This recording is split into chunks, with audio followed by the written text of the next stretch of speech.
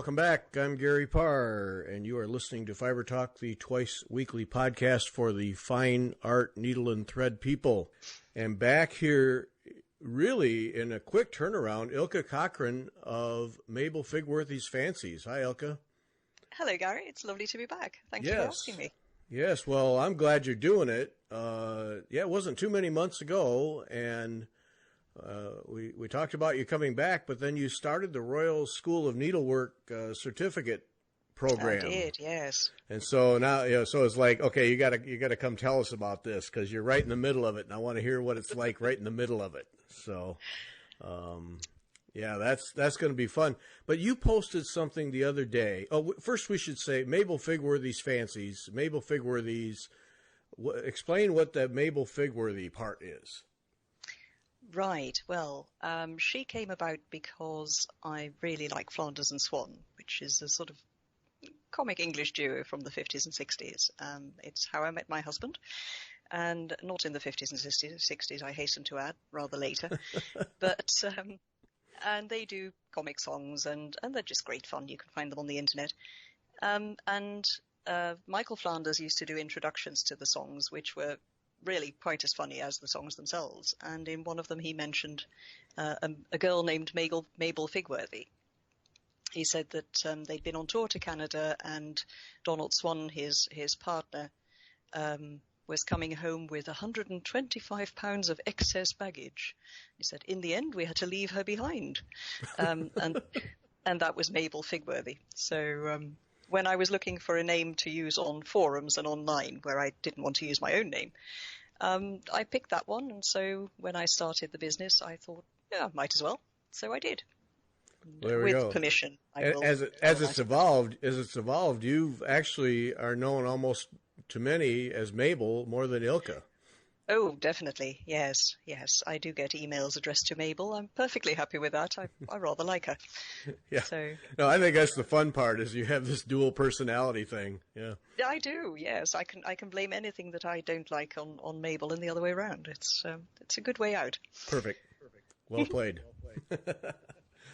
Okay. So you posted the other day on this is a discussion that has come up, but I enjoyed your article because your blog is Mabel Figworthy's Fancies, and you post there quite regularly. And folks, it's worth following. I've enjoyed it for several years now, and Thank you. You posted a discussion about basically whether it's smart to specialize and learn, say, a handful of stitches well, or to be more of a generalist and learn several things.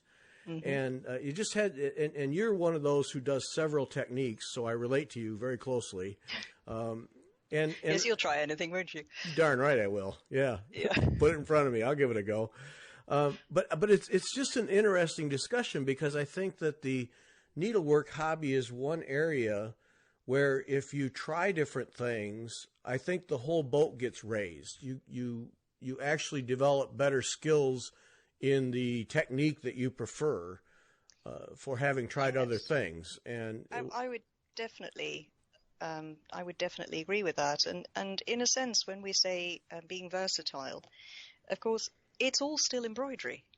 It's not as though I'm doing embroidery on one occasion and then I'm sort of mending an engine on another. So how versatile is another question that raises, I think. But within embroidery, I've always felt that if I know about not pretty much anything, but if I know about a lot of different things, it gives me a wider range to work from. And so if you don't know something, you can't say, I'm not going to use it. You haven't got the option. So I like the idea of trying out lots of different things, and partly because it will show you what you like and what suits you and what you're good at. Yes, I found that a very productive approach. But I do know people who stick with one technique their entire lives and are perfectly happy with that. And I would never decry anybody for, doing only Hardanger, only cross stitch. If that's what they enjoy, then, by all means.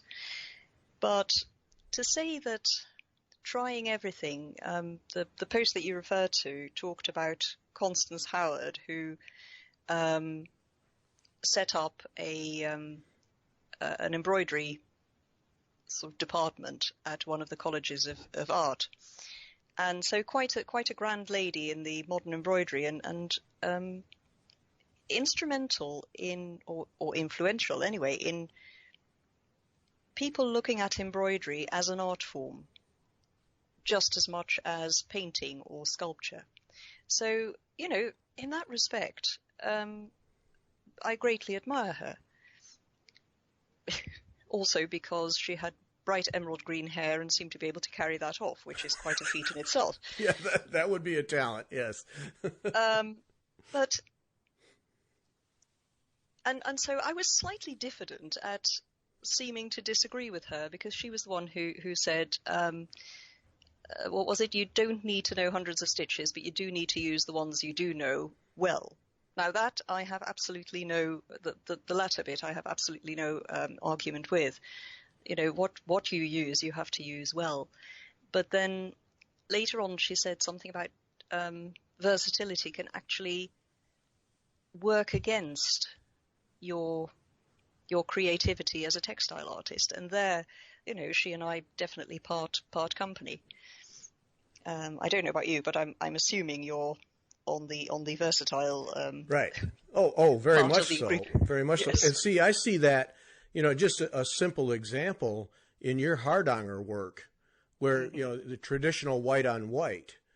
I mean, you have in your designs have made such effective use through the years of color in your Hardanger, and I mean it's a simple example, but it's really illustrative of this whole thing. Is you've taken color and put a different dimension to your Hardanger designs while staying true to the stitches. And yes, it's an interesting that one, because listening to Fiber Talk, I heard you discuss with either Arlene or Vonna about how effective it can be to use just one color. I think, yes. Was it Jacob de Graaf? Yes. Who does a lot of the monochrome yes. Stuff. And in a sense, that's really true. You don't need color. And Hardanger, in its traditional form, is absolutely lovely.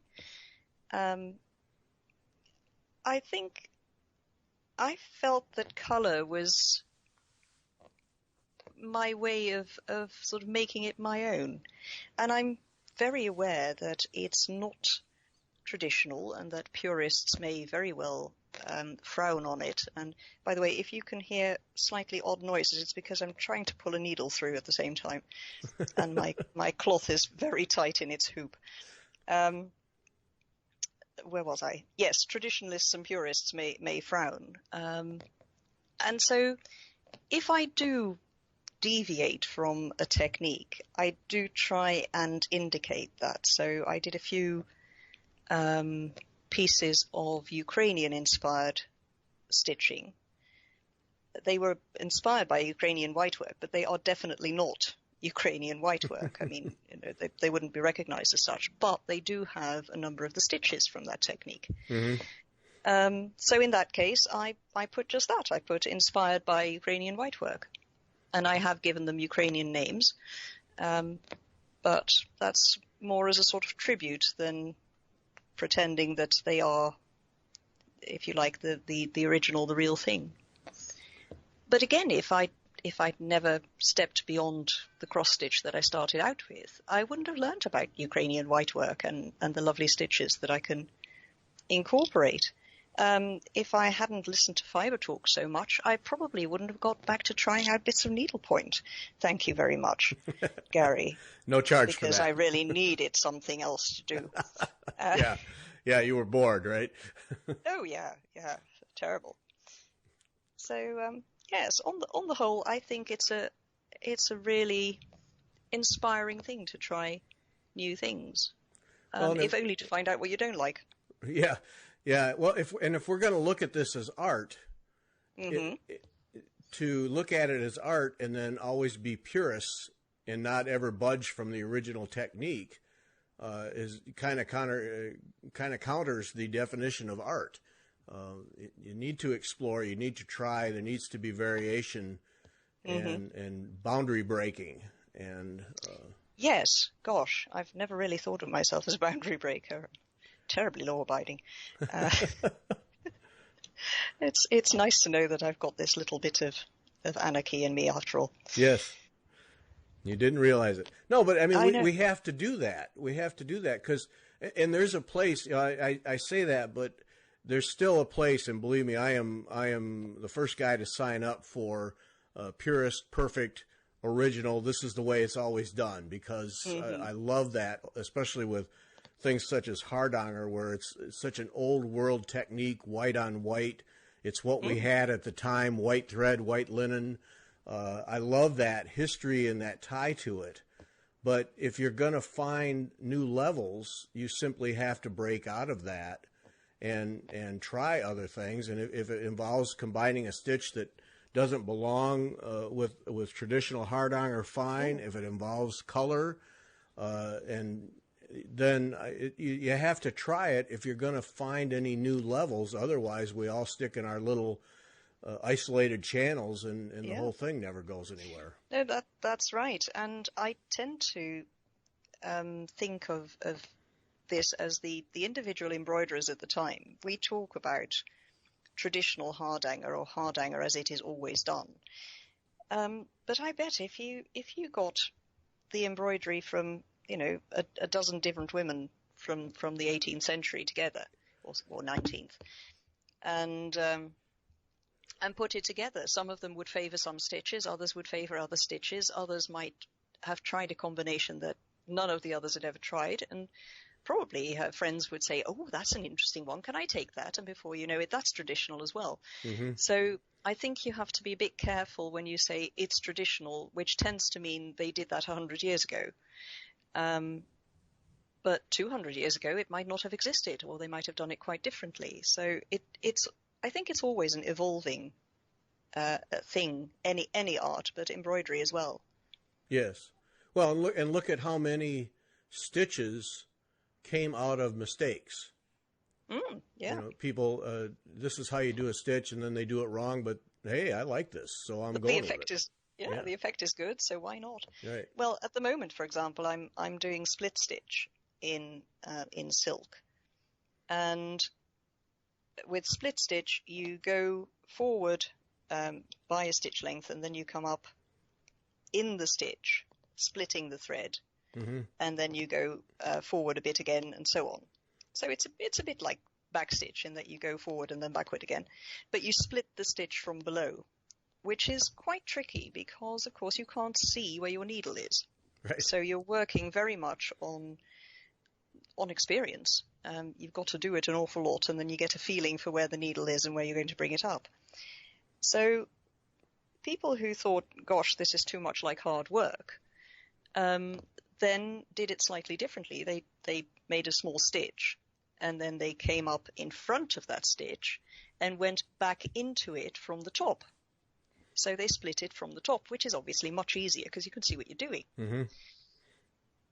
Which at that point was wrong. That was the wrong way to do split stitch. But in time, it became recognized as a separate stitch, and it's now known as split back stitch. And, it's equally effective. The only thing is it uses quite a lot of thread because at the back of the work there's more thread use. But so there you go. You start with somebody saying, oh, that's too difficult, I'm going to find an easier way. And suddenly it's a separate stitch, and you find it in stitch encyclopedias and so on, which the original stitcher probably would never have expected. Right. No, and I think that's the fun of needlework, is that constant evolution, even today. Because you would think, well, here in 2019, all of the evolution for needlework is over with. I mean, how much more can there be done? Yet it happens all the time. Oh yes. Yeah. If not in stitches and colors and material use, then it's in the subject matter. in the urban stitching, people are stitching things that their grandmothers would definitely not have thought about. And, you know, it doesn't float my boat, but there you go. It's each to his own, and it exists, and it's yet another development. So that's quite an interesting one as well. But going back to what you said about being a purist and signing up for how it's done, that sort of sits quite neatly with the Royal School of Needlework thing. Because when you sign up for that, you know what you're signing up for. You're signing up for learning how it is done properly. Mm-hmm. And properly means the Royal School of Needlework way. Right.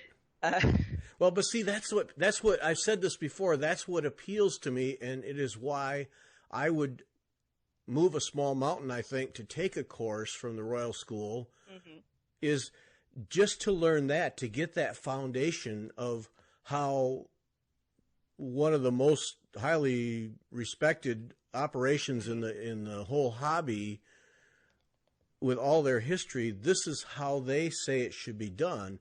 Whether you stick to that down the road is immaterial.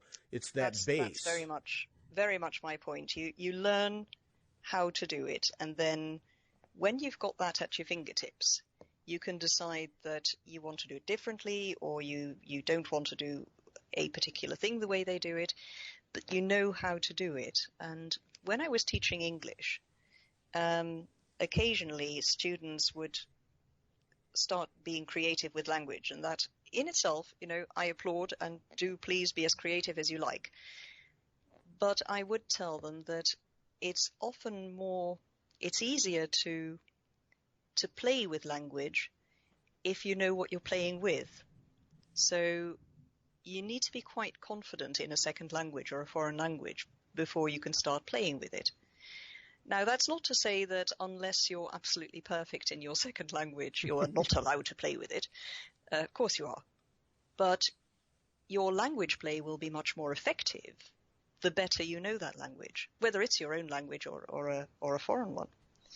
And I think that's the way with embroidery as well. The more you learn, the more you can decide which bits you want to stick with and which bits you're not going to bother with. Yes. Yeah. Now let's start from the beginning on this thing. Now you're an experienced stitcher, designer, several techniques. Been doing this for a long time, much longer than I've known you. And then you decide to do a certificate program with the Royal School. What prompts that thinking? Because, I mean, you certainly have the experience that you could stand on your own. You don't need that. I don't think anybody needs the certificate. It's definitely a bit of a luxury. But most of what I learned was learned from books. I started stitching seriously when I was 19, which was 1989. This was way before I had access to the internet, I'm sure there was an internet, but it wasn't very big. And so if I wanted to learn anything, I went to the library and got out as many books as I could find and read them and tried them. And later on that you got videos online and other types of things. But it was generally that I would look up books or articles or videos and then have a go. Which means that in a sense, possibly some things I am doing, quotation marks, wrong. They work and they're very effective, but they're not the traditional way, shall I say, rather than the correct way. Yeah. So, first of all, I just thought it would be helpful and interesting to learn it that way. So I did an awful lot of day classes and workshops with the Royal School of Needlework. And in fact, over the summer, I'm doing a 3-day goldwork class, which I'm really looking forward to, because that's actually at Hampton Court Palace, which is always an added bonus. Yes. And so just getting a taste of a slightly more formal approach to it, I think. And then while I did an individual class at Hampton Court Palace, the tutor said, "Have you ever considered doing the certificate? Because I think you'd be really good at that." And I said, "Well, thank you very much." And I bet you say that to all the girls. But, yeah, it's a recruiting ploy. Yes. Hey, we need the people. But at that point, it didn't feel right. It's quite an expense. The certificate consists of 4 modules, 2 of which I wasn't particularly interested in. And so I just sort of shrugged it off and said, no, that's not for me. I'll just stick with the day classes. Thank you very much. And then I don't really know what changed my mind. It's partly that in the next few years, my husband and I are hoping to wind up the day job. And when that happens, I won't be quite of retirement age yet, but I don't want anything full time because obviously I would like to enjoy my husband's retirement with him.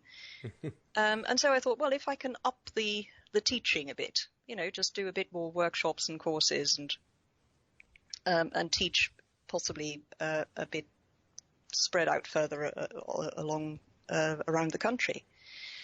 And I thought, well, if I could sort of put on my CV that I've done the certificate, surely that would sort of up my desirability as a teacher. So that was one of the considerations, I think, a main consideration. And then, being me, I wrote to them and said, look, I really love the idea of your certificate. Can I change it? And because, I really just want to do the goldwork one and possibly the crewel embroidery one, but I don't really want to do the other 2. And can I just do those 2 and then the diploma in goldwork? The diploma being the next step up. Mm-hmm. And the education manager was really very, very helpful, and we had a good sort of correspondence about that. And she said, well, yes and no. Everybody starts with crewel embroidery. There is no choice about that. If you want to do the certificate, you start with crewel embroidery, crewel embroidery is basically embroidery with wool. Yes. Traditionally on twill fabric, doesn't have to be. It's the wool that makes it crewel embroidery. And they do that because, in a sense, it's the most forgiving technique. If you have to put it technically, fudge a stitch in wool, it's a lot easier than if you're working in a single strand of silk, because the wool spreads. It's a bit elastic. It's right. Fluffy, and so it's quite forgiving, and also it contains an awful lot of the techniques and the stitches which you will later use in the other modules. So I said, okay, well, crewel work was one of the ones that I considered anyway, so happy to start with that. And then they said yes, and then after that you can go straight on to goldwork, which is usually, I think, the 4th module. But they said, no, we're happy for you to do that. It's quite an individual program anyway, and if you want to continue after that and do the other modules, that's fine. If you want to stop there, then you just stop. The only thing is, if I only do 2 of the modules, I will not get the little bit of paper that says you have the certificate. I will only be able to say I have completed these 2 modules of the certificate. Yeah. Well, that's understandable. Yeah. Yeah, perfectly reasonable. And from my point of view, that's fine. If I can say, look, I've done those modules for the certificate of the Royal School of Needlework successfully, I hope, then for my purposes, that's fine. And, after 2 modules, I may think, oh, well, actually, I'm rather enjoying this. I've got the time now, because by that time we'll probably have a bit more time, work having stopped a bit. And then I might say, yeah, I will continue with it after all. So it's, as I say, it's quite an individual sort of program. You decide how often you have your contact days, how much work you do at home. So it's very, in a sense, it's very student driven, which is really nice. Yes. Yes, because you wouldn't think that. Anybody just coming to it cold would not think that would be the approach. But it's good to know that there's that flexibility is within it. There is, and it's yes, it's a formal teaching situation, but it's not like in a classroom and you're all doing the same thing. So I'm really, really lucky in that one of their satellite locations is about 3 miles from me. Oh. So that's where I'm doing it. It's not nearly so. Rugby is not nearly so decorative as Hampton Court Palace, I can tell you that. But, you know, most of the time you're looking at your embroidery. So really, having a 17th century garden outside is all very well, but you don't need that all the time. And so this is actually what made it possible for me to do it. Because if I had to travel to London every time, it would just not be doable. Right. So I go there, I decide which of the days that they offer, obviously not quite as many as at Hampton Court Palace. I think they offer about 8 days a month. And you book yourself in and you tell them which module you're on. Depending on how many people have signed up for that particular day, you'll have 1 or 2 tutors. The first 2 classes I did, there was just the one tutor. Both times I had Angela Bishop, with whom I'd done several day classes before. So that was quite nice because I pretty much knew her. And there were about 6 people in total. And several people were doing crewel work, and one person was doing stump work, and one person was doing black work. And they're all doing their own thing, and Angela sort of flits about getting everybody working and then goes from one person to the next seeing what they need. So out of it's 10 till 4 with an hour off for lunch, which they do insist you take because you go absolutely googly-eyed if you don't do that. Yeah, I would think so, yeah. and brain fried and everything. And so in that 10 till 4 day, it's not as though you've got 10 till 4 tutoring, because she's doing 6 people. But on the other hand, you know, if she said to you, okay, well, get started on that little hillock in your design and do that in whatever stitch you've chosen, she will help you if you need help to show how the stitch is done. She will set you a certain practice piece and might say, okay, get on with the practice piece. Then I'll be back after I've been to all the other people and come and show you and see how well you're doing, what you could change, what you could improve. So, yeah, it's a really nice, for such a formal course, it's actually quite a nice informal atmosphere. Yeah, that's what I was going to say. There's a structure, but it sounds like a very relaxed atmosphere to it. It is, and it's just, you know, 6 or 7 people in a room who all really enjoy embroidery. And everybody has a look at everybody's work, and you know, sometimes you'll look at something and say, I really, really like that stitch combination, and bear it in mind for your own work, as you might be able to use it in part of your design. That's one of the things which sort of threw me when I was doing my design for the crewel work embroidery, because one of the things in the certificate is that from the very start you always work with your own designs. So none of the certificate bits are here is a design and we're all doing the same thing. From the start, you're designing. And yeah, I got a sense that as much designing as you've done, that kind of threw you for a loop a little bit. In a sense, what was nice was that it was designing within parameters. And I think that's where we get back to the point you originally made about versatility and so on. If you can do 100 things and you're then getting down to trying to design something, occasionally it can throw you because which of all these things do you use? So sometimes you can start throwing things in just for the heck of it, really, because you can. Or in some cases, I have made designs overcomplicated in a sense because I was afraid of cheating people by giving them something too simple. Sort of think, oh gosh, I can't possibly charge for this. You know, it's so simple. I must throw in another stitch, and then you find that actually that other stitch makes it a much less effective design. Mm-hmm. So that can paralyze you if it strikes you like that. Actually, I found that most designs that I get in my mind would suggest their own technique. So if I have an idea in my head, I would tend to think of it right from the start as a goldwork design or a freestyle design or whatever. But here I was given very, very clear parameters. So the design for the crewel module is a tree of life. It's sometimes known as Jacobean embroidery, crewel embroidery, because it was very popular in the Jacobean age. And a lot of its popular design motifs and themes come from that time. And one of the themes that was very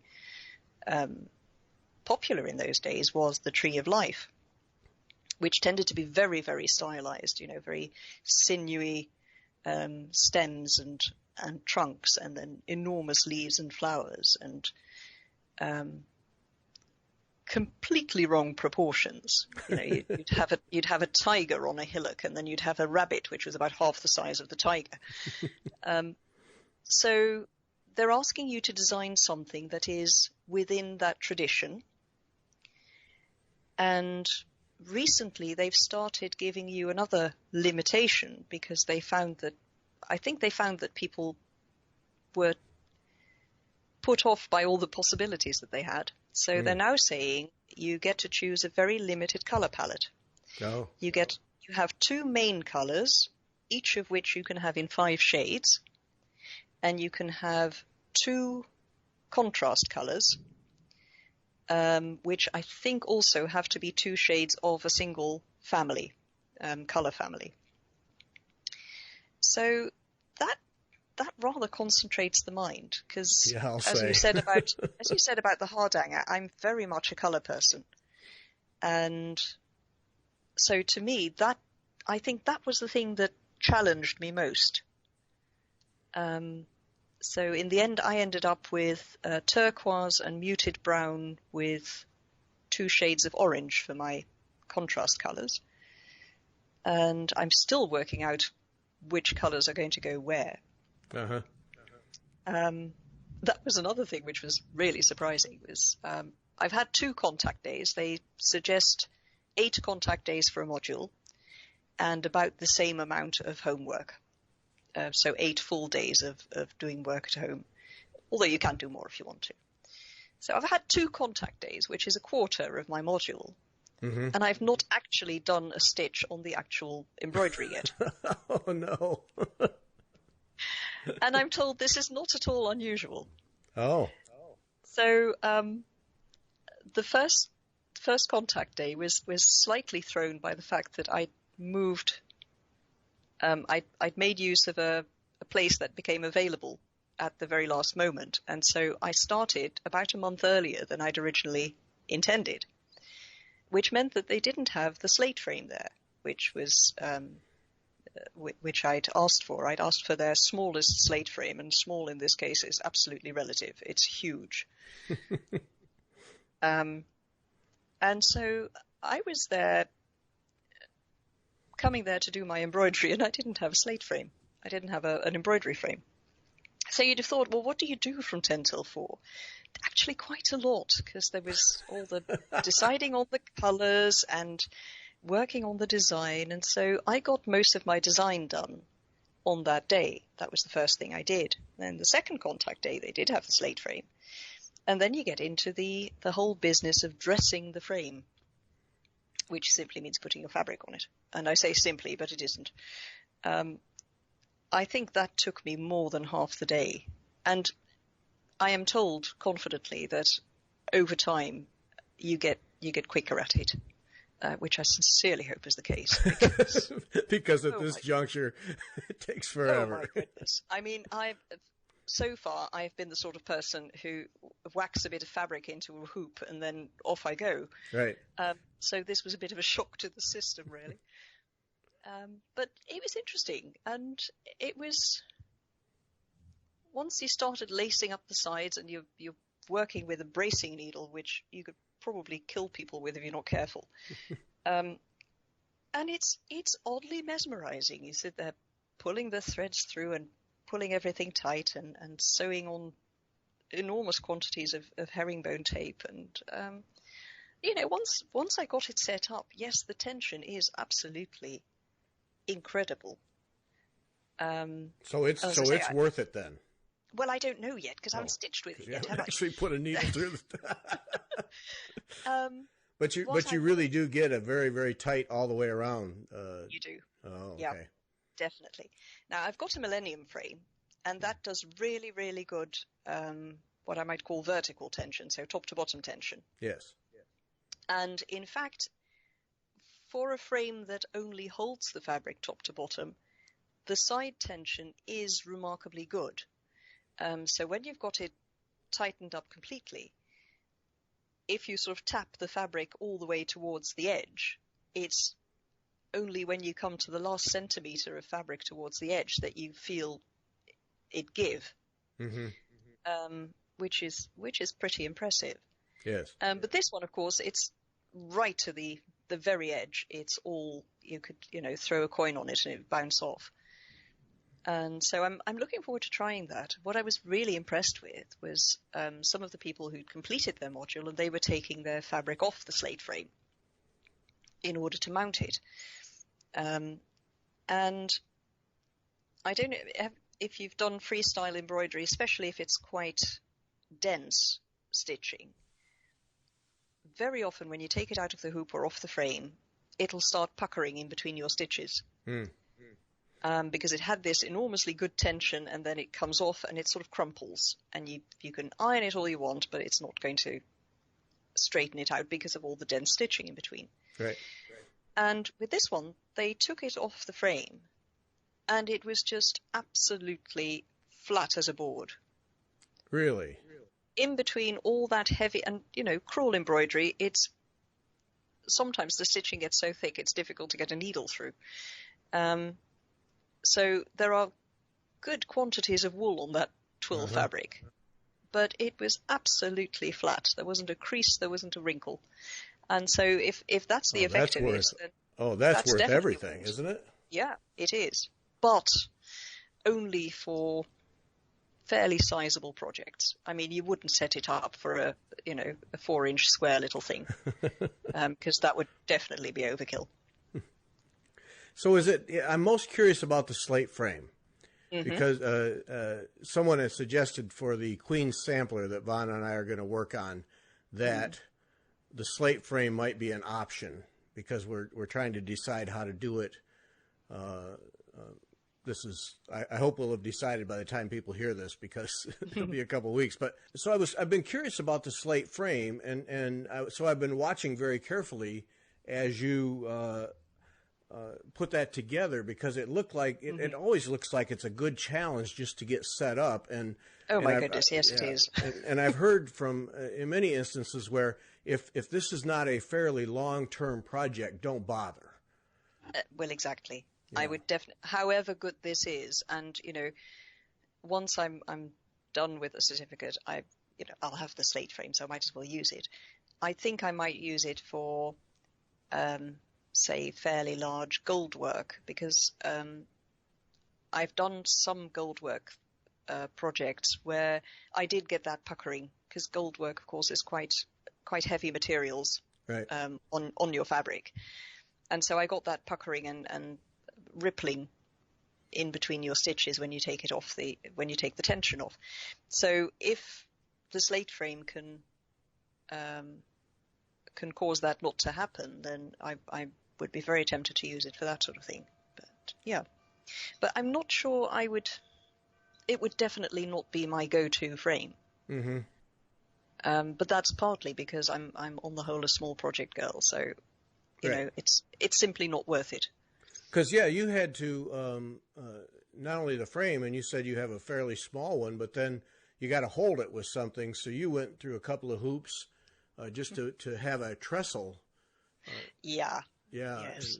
and IKEA to the rescue. Oh, absolutely. I had vaguely hoped that I might be able to use it with, because I'd gone for the 18-inch slate frame. And in my naivety, I figured that it would be about 18 inches square, which it most definitely isn't. It's 26 inches square with all the bits sticking out and so on. Oh, my. So I'd hoped that I would be able to use it with my Aristo lap stand, which I use with the Millennium frame. Uh-huh. But the moment I saw it, I sort of thought, oh, absolutely not a hope. It will need trestles. And David and I, once a year, we do a trade fair because we do the vintage car bits. And we go down to the Bewley Auto Museum and do an annual trade fair. And for that, we have a stand and we have a marquee and we have trestles. And so we picked two of those up. And at that point, I didn't have the slate frame, so I had to use the Millennium frame, which was more or less equally wide. I had to go with that. And, that sort of worked. I mean, they're a bit rough and ready and they don't look particularly nice, but they were fairly usable. They didn't tilt, obviously, so that was a bit of a drawback. Yeah. And the option right at the other end of the scale in quality and budget and everything is the set that the Royal School of Needlework have in their shop, which I think are handcrafted from all sorts of wonderful woods, and they do look beautiful. And they have little pins and so on, and you can tilt and all sorts of things. They are absolutely gorgeous. They are also £550. Ouch. Exactly. Ouch is just about right. And I thought, look, I'm going to use them for this certificate, and I may do the odd thing on the slate frame after that, but it's not as though I'm going to be using them all the time. I mean, somebody like Mary Corbett, she's got them in her studio and she uses them for all sorts of wonderful things. And it's worth her while getting really, really good ones. But for me, I didn't think that was really a justifiable expense. Yeah. And so the education manager at the Royal School of Needlework said, well, some people get them from IKEA. So I went into their catalogue and found a pair which they tilt, they are height adjustable. They're, you can obviously see that they are made out of odds and ends of wood. They're not handcrafted from tropical hardwood or whatever. Right. And they probably won't last 10 generations, but they were £50 for the pair. There we go. Now we're talking. Well, exactly. So, 3 generations down the line, they can buy some new trestles if they really need them. And they work. They, if I have them at the sort of mildest tilt, the frame will just lie on it and be perfectly secure. Even if I tilt it a little bit more, it's still reasonably secure. I might need to put some tabs on the bottom of the trestles then to keep it from sliding off, but I don't think I'll use it at that. So, they work really well, and the only thing that makes them a little less usable than the Royal School of Needlework ones is that they're shaped like an A-frame. And so I'm fortunately not too chubby, so I can fit in between. But if you take up a bit more room, it's difficult to get yourself in between the trestles in order to get close enough to the frame. But I tried it out and it worked, and it's a good reason for keeping the diet going, and it's all a good encouragement. I can't eat that. I need to fit inside the trestle. Yeah. Well, exactly. Yes. What more encouragement can you need? So that's worked out well then, because I am just fascinated. I'm fascinated by the slate frame anyway. just because of the tension it puts all the way around. And I have a Millennium frame, and I have to say, of the scroll frames I've used, I've not seen anything like it. I mean, it does a wonderful job of keeping tension. It does, yeah. And the Serre Brazier that I'm working on now is the cloth is 36 inches across, and you get into the middle, and it's still quite tense. The tension is quite good in the middle, however you want to say that. So that's impressive, but the slate frame just seems to give that extra level. It does, mind you. I have found doesn't quite work for the sort of samplers that you're working on, and that sort of size work. But last year I did a class with Angela Bishop doing the medieval embroidery, and they said, okay, bring a hoop, preferably bound. And I'd never bound a hoop in my life, and honestly, life's too short, and so on. But I thought, oh well, I'm going there to learn after all, so why not? And I bound my hoop, and I thought, gosh, what absolute faff, and it had better be worth it. And in fact, it turned out to be worth it. Yes, it is. I can't believe you've never bound a hoop. Not before last summer, no. And some people I know bind both hoops, the inner and the outer, which is, I think, quite a good idea if you're trying to protect the fabric. Because whatever I do always fits inside the hoop that I use, I don't tend to bother. I just do the inner hoop. Yeah. And that gets some really good tension. I mean, I've got let me just grab that. I've got a deep hoop, or a quilting hoop here, which is 10 inches, I think, possibly 12. Is it 12? Yeah, no, it's 10. Which has my doodle cloth for the crewel module. Mm-hmm. And that's in a bound deep hoop. And, that gives a good, you can play the tambourine on that. Yeah. Right up to the middle. It's not nearly so taut as the slate frame, but it's good and workable. Yeah. So anybody working with a hoop, I can now, I've been converted. I can now. she's now an evangelist. Go on. Yeah, bind your hoops, everybody. Especially because, I mean, I'm a little bit obsessive about binding hoops. I want them to look absolutely beautiful and all the wraps to be the same width and so on. And so it takes me forever. It gives me cramp in my hands. And even then, I can do 2 in an afternoon. And once they're bound, they're bound. But if you look at the video on the Royal School of Needlework website, where they show you how to bind a hoop, I mean, I sit there grinding my teeth because she just takes torn strips of calico and winds them around any old how with. Oh, really? Oh my goodness! Oh. And I sit there sort of shouting at the screen, going, "No, that looks awful." How sloppy! But it obviously works. So it doesn't even have to take you a lot of time. Oh, see, no, I'm with you. Mine are twill tape, the Mary Corbett video twill tape, laid right next to each other with no gaps, all the way around, and then sewn when they come back together. So it's a very smooth, even surface. Oh yeah, I monkey around for quite a while to get it right. Oh yes, yes. But that's and they look beautiful. Yeah, but you make the point, and I think people need to realize this. Once you do it, that's it. Yes. You don't have to redo it. No, fortunately not. And, possibly after 10, 15 years, something might wear off a bit and you'd have to do it again. But that's in the grand scheme of things, that's hardly particularly right. Onerous. Right. So, yeah. And, doing the slate frame, one of the things it got me to do was to, you pointed this out when we had a chat beforehand or when you sent me things, was to recycle one of my mother's duvet covers, which was an interesting one. Well, I think that's a great story that you were able to save that and have some use for it.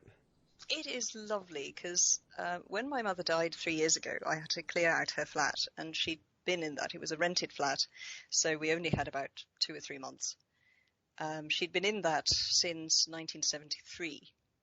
I'd lived there ever since I was 3 until I got married. And so it was quite an emotional thing to do. I mean, I'd grown up there. I'd lived there from 3 till 35. Mm-hmm.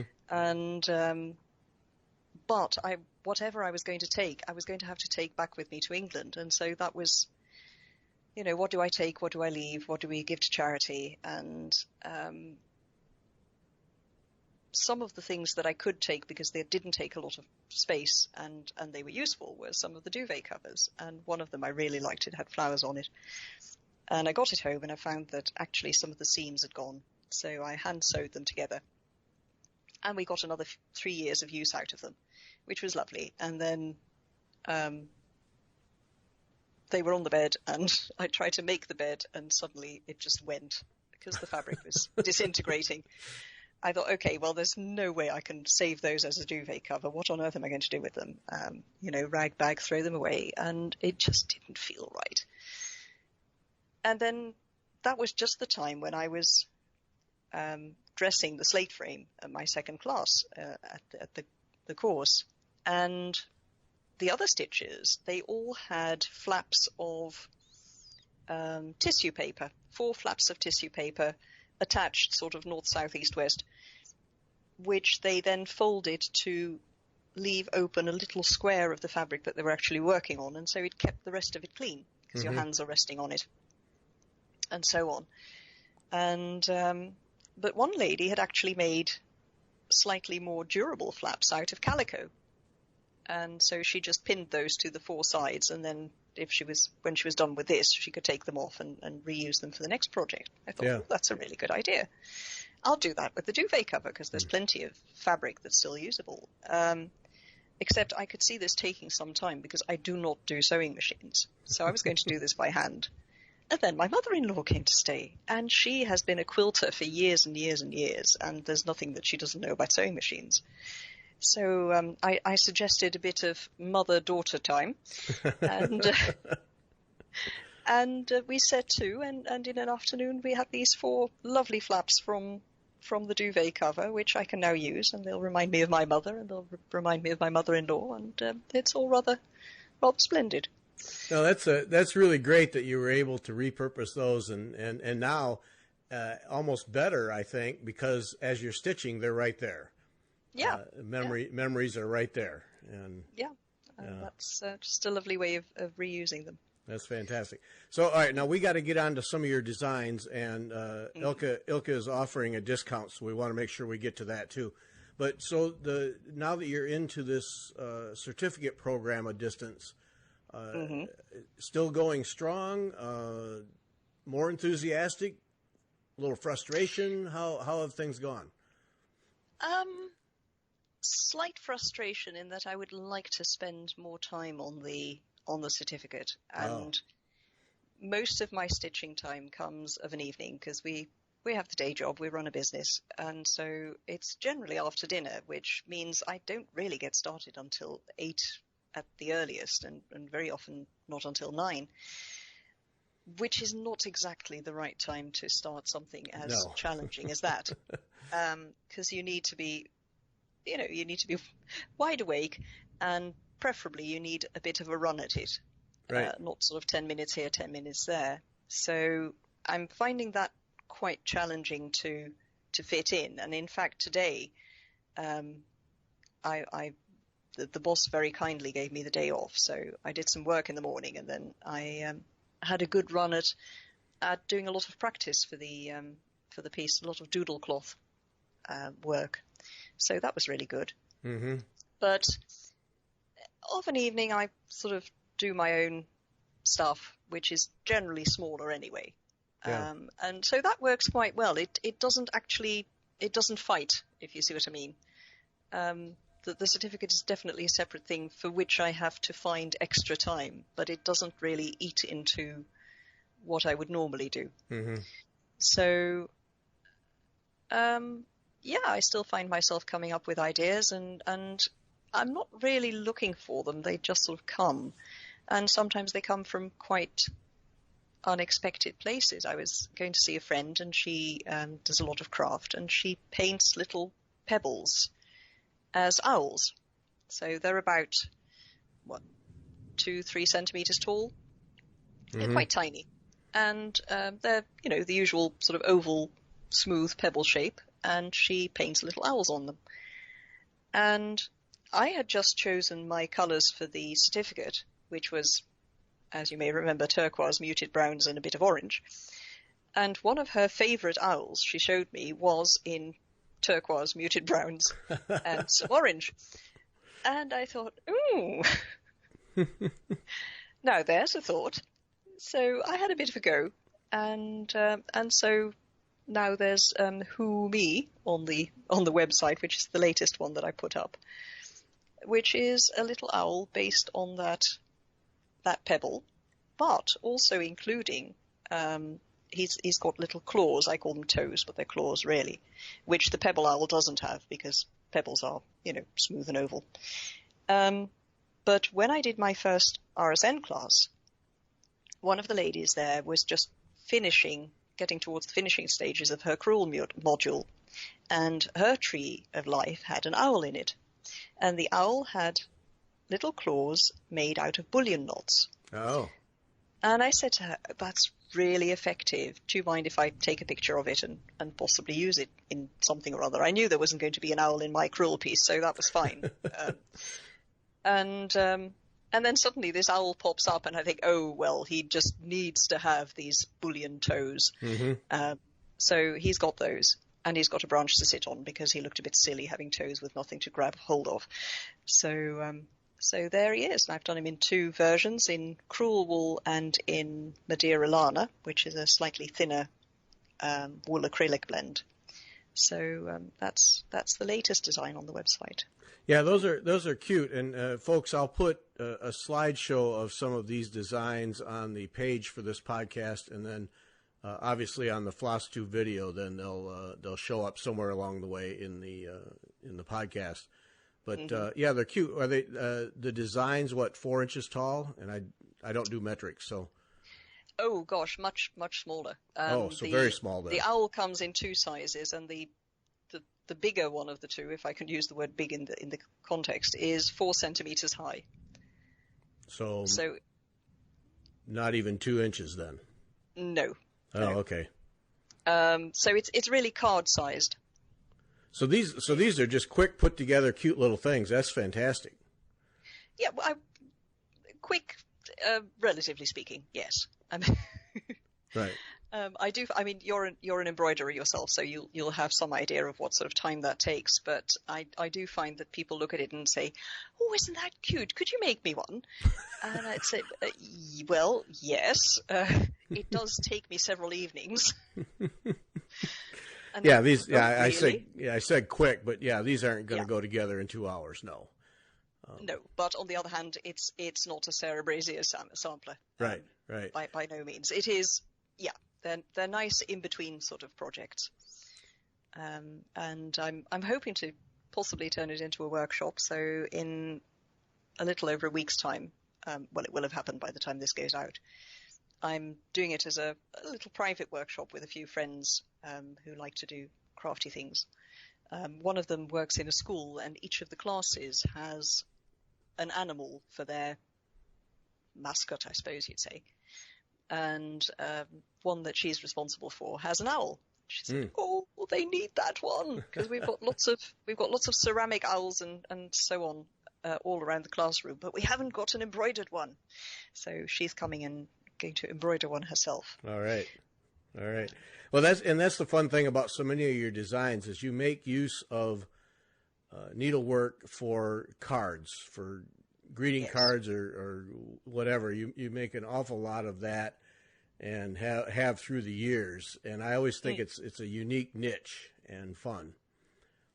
It sort of grew out of, because that's what I did myself. And so I naturally am inclined to design things that will suit that. But I found that actually quite a lot of people want something smallish that is not going to take forever. And, you wouldn't send a card like that to just anybody because they do take time and they do take materials and so on. Right. But anything that's a special birthday or an anniversary or, just a good friend who's moving house or whatever, They're lovely to make, and they're very personal, which is a lovely thing.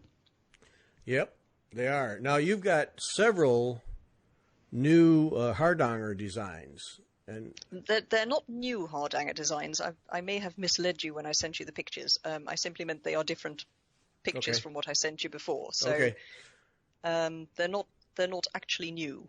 I'm going to admit. Okay, that's fine. They were new to me, so I'll take them. They are still there. So yes, one of the ones I really like, which I sent you an example of, is floral lace, which is, I think I sent you the one with the fuchsia flower on it. Yes. It's a set of 20. It started out as 2, and then I came up with some more, and then some more, and then it was a set of 18, and then I did 2 more because I wanted to do something for Remembrance Day. So I did one with poppies and one with rosemary, because rosemary is for remembrance. So that made the total 20. It does grow a bit. Yeah. And I like them because they have cross stitch in, which is what I started out with. So it's sort of going back to my roots. They've got a tiny bit of Hardanger in there. So if somebody knows how to do cross stitch and they would like to do a little bit of Hardanger, this is just the thing to get them into it.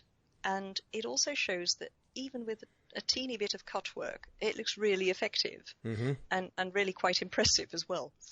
Yes, I really like those. And they use some beads and they use some color. And if you have the whole set, it's a great variety of filling stitches and bars. So they're quite a good teaching aid as well, really. And these are all about 4 inches on a side?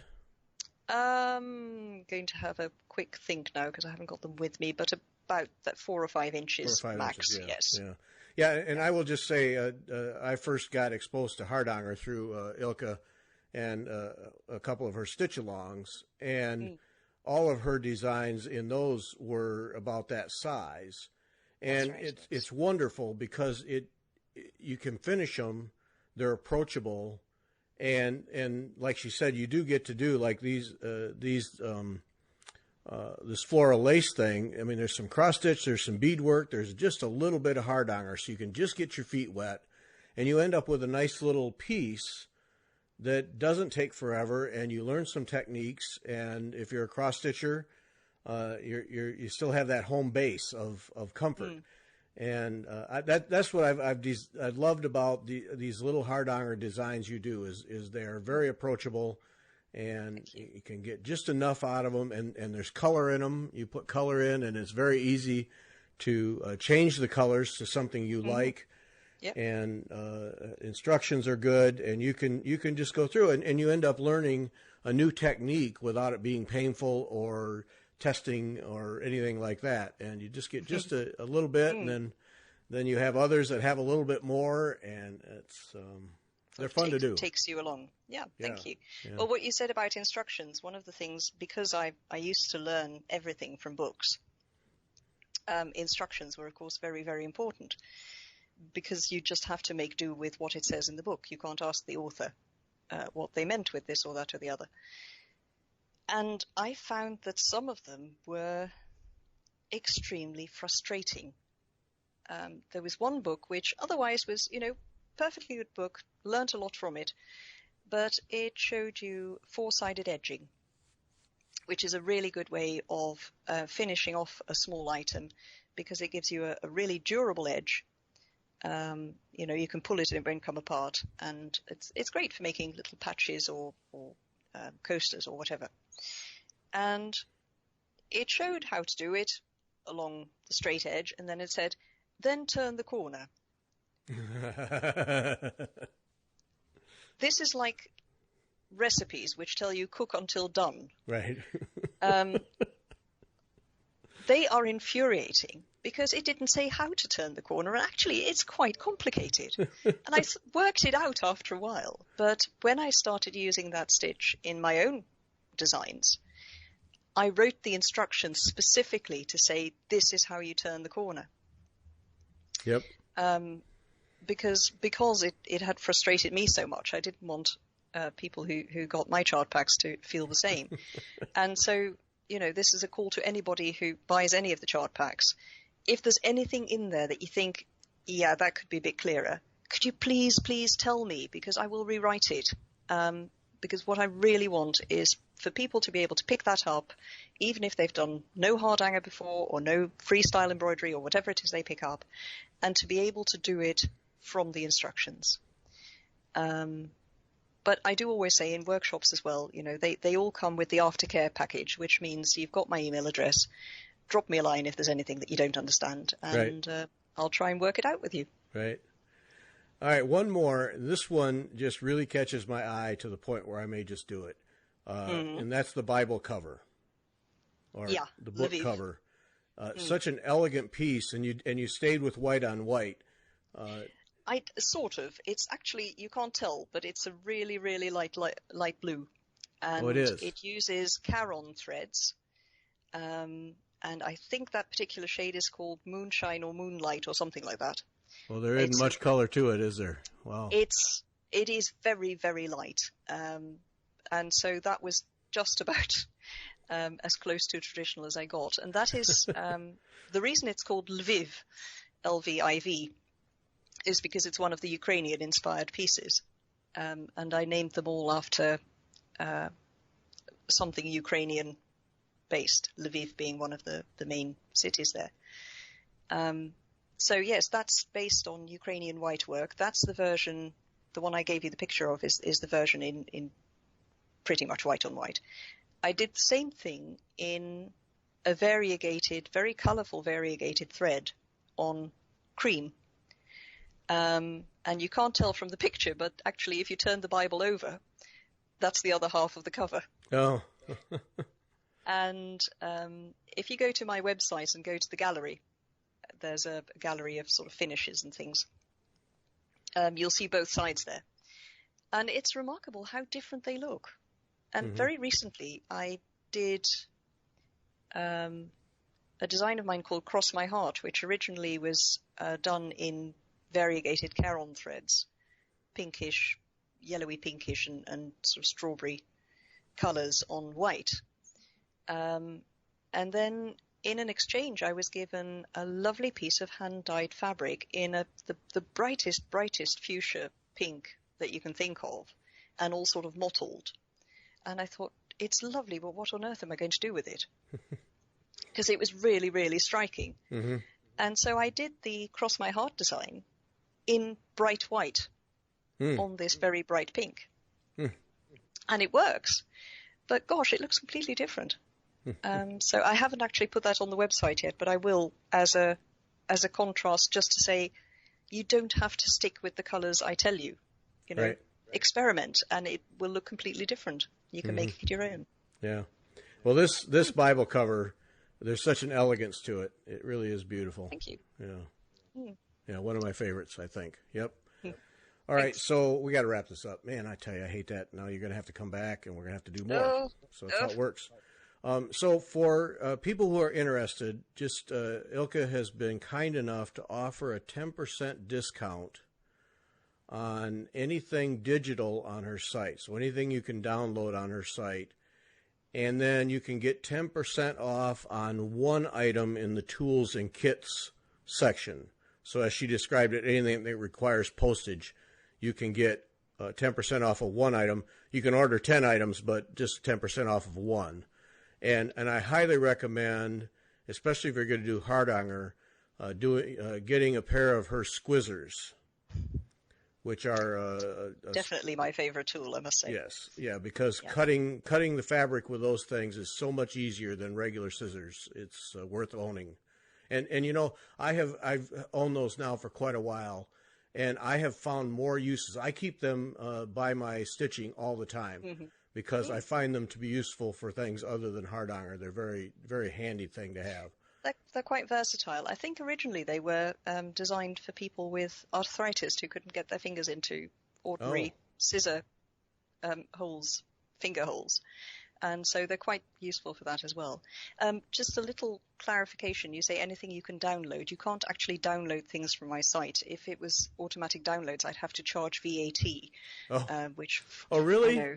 Oh, tell me about it. Come on, you guys. They got to lighten up. I know. But because I email things out and therefore it is not automated, I don't have to charge VAT, which is always very useful. So if you email me with the code that Gary's going to put on the site, and just tell me what you want, I can also combine postage then if you want more things from the postage section. Yes, if you buy more than one thing from the tools and kits section, I'll give you the 10% off the most expensive item. There we go. So the order goes to Fancies, and I'll put this on the page for the website.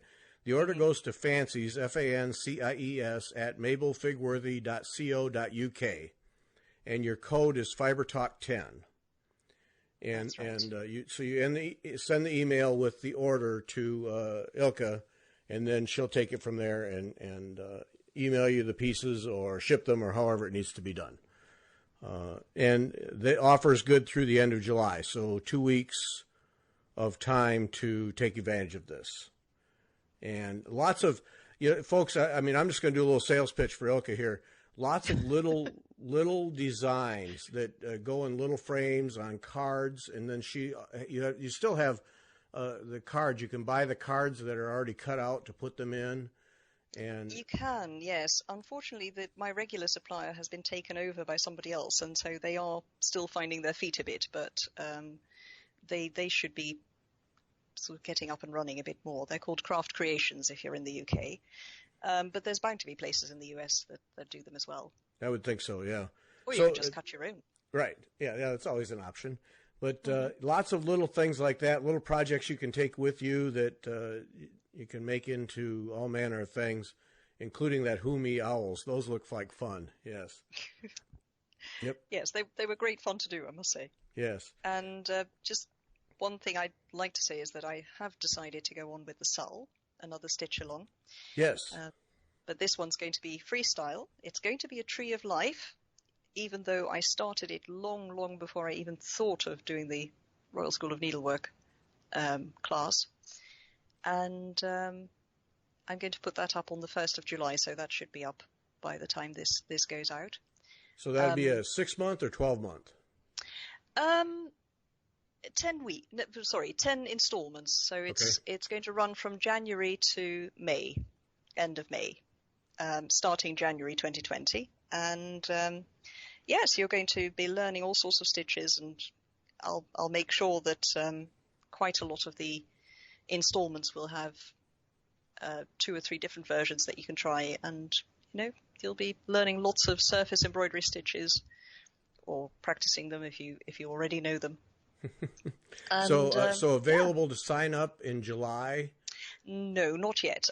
In July, I'm going to put up the information page, so that will tell you everything you need to know about when it's going to happen, what you're going to, when you're going to learn what you need, and so on.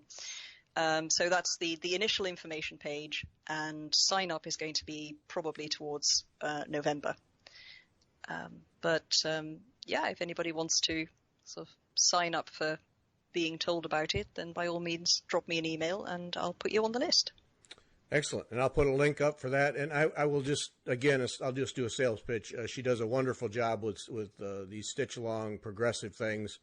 The 2 Hardanger ones that I did, never completed the second one, but she took us from the most basic, and each one was a progression to the next level, and I really learned a lot quickly. Instructions are really good, all of those things. So thank you. No brag, just fact. Really well done. It was really easy to follow, and something I'd had zero exposure to when I started, and just took it just because, hey, that looks like fun. I got to try this, and I got to learn what it's like to actually cut ground cloth intentionally. And turns out not a big deal. I like that as a description, cutting ground cloth intentionally. Yeah. Well, that was the thing. That was the thing, because I'll never forget that first time. All right, I think I have everything just right. I think I know exactly where I'm going to cut. grit my teeth and go for it. And all the in the afterwards, I thought, this is a 4-inch piece of cloth that cost me next to nothing.